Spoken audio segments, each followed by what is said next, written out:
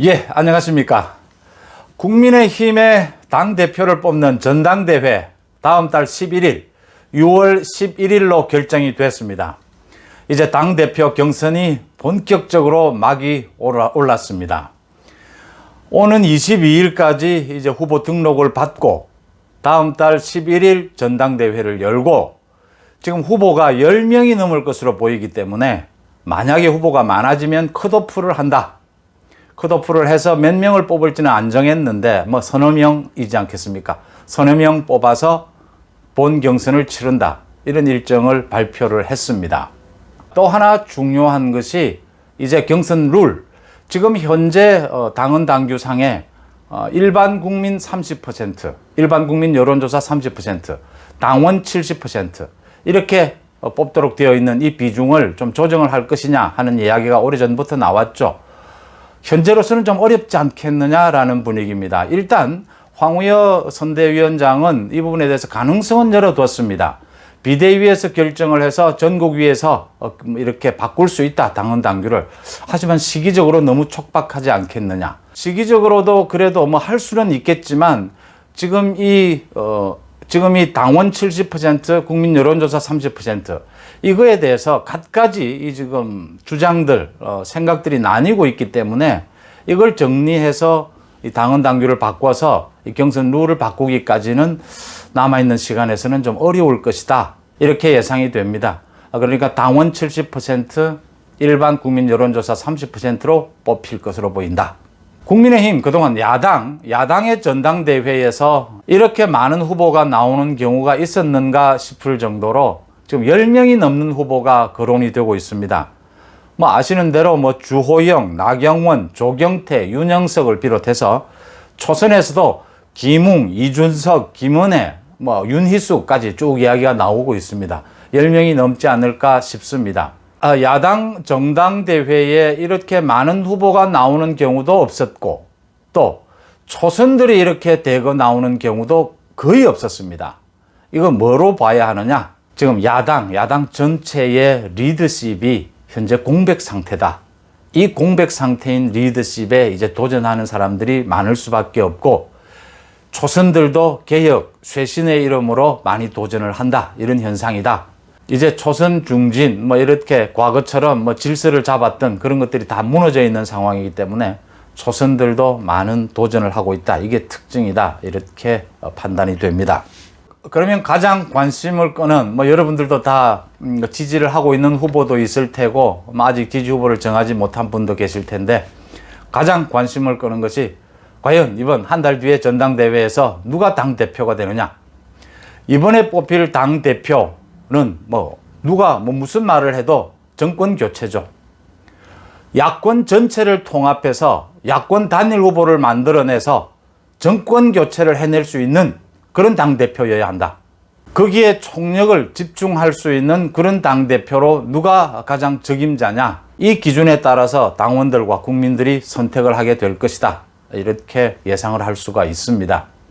가장 큰 변수, 이번 전당대회의 가장 큰 변수는 역시 초선의 위력, 과거에 보지 못했던 이 초선들의 위력이 어느 정도일까 하는 점입니다. 그 다음 이 초선들이 과연 이 대선 전국을 이끌어 나갈 야당, 제1야당의 당대표로서 적합한가 하는 부분.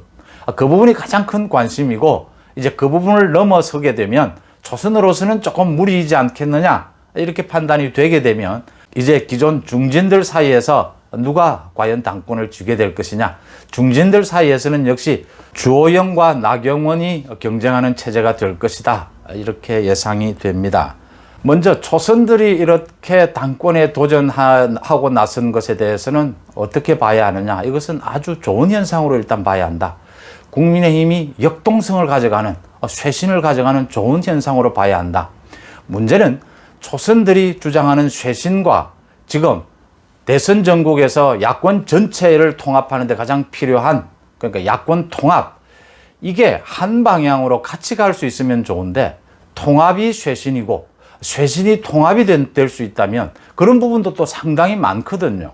이렇게 한 방향으로 갈 수 있으면 좋은데 이제 경쟁이 되다 보면, 경쟁이 첨예해지다가 보면 이 쇄신과 통합이 충돌하는 지점이 생기게 됩니다.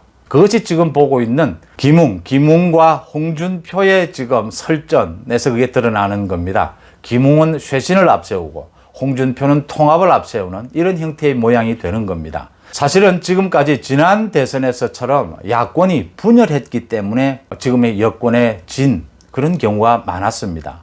그래서 통합이 바로 쇄신이다. 제일 원칙입니다. 그 다음 두 번째, 혹시 통합을 넘어서는 또 쇄신의 부분이 있다면 그걸 수용해야 될 부분이 있다면 수용을 해야 한다.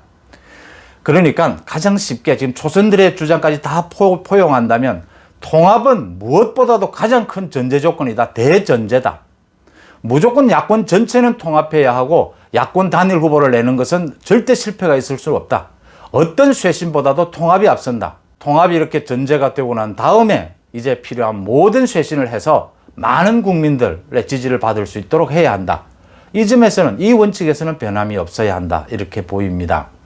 그런 점에서 김웅, 이준석, 김은혜가 쇄신에 또 역동성에 많은 도움이 되겠지만 야권 전체를 한 원팀, 빅텐트를 만들어야 하는 이런 대선 전국에서는 역시 경륜 있는 중진이 당대표가 되는 것이 맞다. 이렇게 생각할 가능성이 높을 것으로 보입니다. 그래서 이제 주목을 받게 되는 것이 주호영과 나경원과 주호영이 어떤 대결을 펼치게 될 것이냐. 이래서 이제 영남과 수도권의 얘기, 이 프레임 얘기도 나오게 되는 것이고, 주호영은 일단 당심에서 강하게 될 것이고, 나경원은 일단 인지도, 국민 여론에서 강할 것이다. 주호영, 나경원 누가 돼도 큰 야권 빅텐트를 만들고 통합을 이뤄내고 또 그걸 쇄신으로 가져갈 수 있는 그런 역량 있는 후보들이 아닌가 이렇게 보입니다. 또 하나 지금 당대표 선거, 당대표 후보는 10명이 넘도록 이렇게 몰리는데 최고위원 후보들은 거의 없습니다. 아마 당대표 이 후보들 간에 합종연횡이 일어나면서 당대표 도전을 포기하고 최고위원 도전으로 바꾸는 후보들도 여럿 나오게 될 것입니다. 그러니까 초선 의원들 사이에서도 아마 후보 조정을 하게 될 테고, 또 이 중진 의원 그룹에서도 지역별로 또 성향별로 이렇게 후보 조정을 합종 연행을 하게 되지 않을까 이렇게 보입니다. 한 가지 더 말씀을 드릴 것은 지난 원내대표 경선에서도 그런 이야기가 나왔습니다. 또 친박, 친이, 개파 이야기가 나오고 그 개파 이야기를 역으로 또 이용하는 저렇게 개파가 지금 움직이고 있다라고 공격하면서 또 이득을 얻는 이런 부분들이 보이고 있습니다. 일단 지금 국민의힘의 과거 개파의 위력은 굉장히 줄어들었습니다. 또 하나는 지금 영남이냐 비영남이냐 이런 논쟁들도 있는데, 그것은 진짜 민주당에서 씌우는 프레임일 수도 있고 스스로 국민의힘 야권 안에서 영남이냐 비영남이냐 이런 얘기를 할 필요는 없습니다. 실질적으로 한 지역에서 당대표와 원내대표가 같이 나오는 것에 대해서 조금 이렇게 피했으면 하는 심리가 있긴 하죠. 그렇지만 영남이 지난 총선에서나 그동안 보여온 또 역할론이 분명히 있기 때문에 영남이냐 아니냐라는 부분도 비교적 이번에는 큰 힘을 발휘하지는 못할 것이다 이렇게 보입니다. 그러니까 이번 전당대회에서 뽑힐 국민의힘의 대표, 당대표는 윤석열을 비롯해서 안철수, 금태섭, 더 나아가서 최재형 감사원장의 역할까지를 모두 모색하는 야권의 빅텐트를 만들어서 문재인 정권 교체를 이루어내야 될 그런 기준에서 선출이 될 것이기 때문에 지역이나 개파, 기존의 개파는 큰 힘을 발휘하지는 못할 것이다 이렇게 생각이 됩니다. 또 한 가지 말씀을 드릴 부분은 제 댓글에서도 그런 지적을 하시는 분들이 있었습니다. 그러니까 지금 국민의힘의 초선 의원들이 광주를 방문하고 있는 일들에 대해서 좀 비판적인 생각들이 있으실 겁니다. 과거 김종인이가 광주를 찾아서 무릎을 꿇은 부분에 대해서도 좀 비판적인 생각을 하시는 분들도 계실 겁니다. 제 생각은 이렇습니다. 그동안 지난 15년, 20년 동안, 그러니까 지금 민주당 계열, 노무현 문재인 정권을 비롯한 그 민주당 계열의 사람들이 부산 경남 PK를 공략하기 위해서 지난 15년 동안 들인 그 노력을 한번 되돌아보셨으면 합니다. 그 결과 20% 수준이던 PK에서의 민주당 지지율이 지난 대선에서는 문재인에 대해서 36% 지지까지 나왔습니다. PK 자체 내에서 지지율도 중요하지만 PK를 넘어선, 영호남을 넘어선 지금 강원, 충청 넘어서 수도권에서 많은 유권자들이 그렇게 민주당 계열에서 PK를 공략하는 그 과정을 지켜보고 있다는 겁니다. 마찬가지로 국민의힘에서도 지금 호남에 대해서 호남의 지지를 얻기 위한 노력을, 호남을 챙기는 노력을 해야 하는 부분이 필요성이 여기에 있는 겁니다. 호남의 지지율도 물론 필요하겠지만 그것은 미미한 것입니다.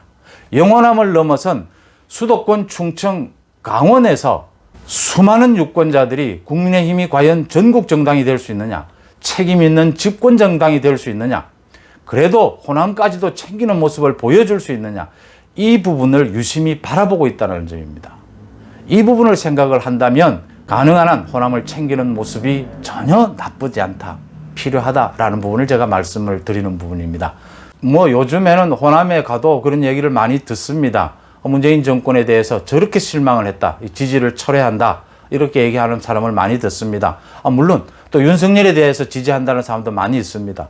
물론 또 선거철이 되면 호남은 전략적 투표를 하는 곳이기 때문에 바뀔 수 있습니다. 그것도 예상을 해야 합니다. 그렇지만 민주당의 전략적 투표, 호남의 전략적 투표 못지않게 지난 재보궐선거에서 이제 자유우파, 보수, 야권에서도 전략적 투표, 전략적 선택을 할 줄 알아졌다라는 점, 이 점을 우리가 염두에 본다면 호남도 챙기면서 이번 다가오는 대선에서는 야권의 지지자들이 이제 전략적 투표를 하게 될 것이다. 이 점도 아주 중요하게 눈여겨봐야 될 대목이 아닌가 이렇게 보입니다. 앞으로 국민의힘의 당대표 자리를 놓고 벌이는 국민의힘 전당대회, 자, 어느 후보가 가장 적임자냐 하는 부분을 놓고 여러분들과 함께 고민하고 또 의견도 나누고 필요하면 정말 객관적인 자료를 놓고 이 후보가 가장 낫다라는 얘기도 할 수 있는 그런 자리를 기회를 많이 만들도록 하겠습니다. 고맙습니다.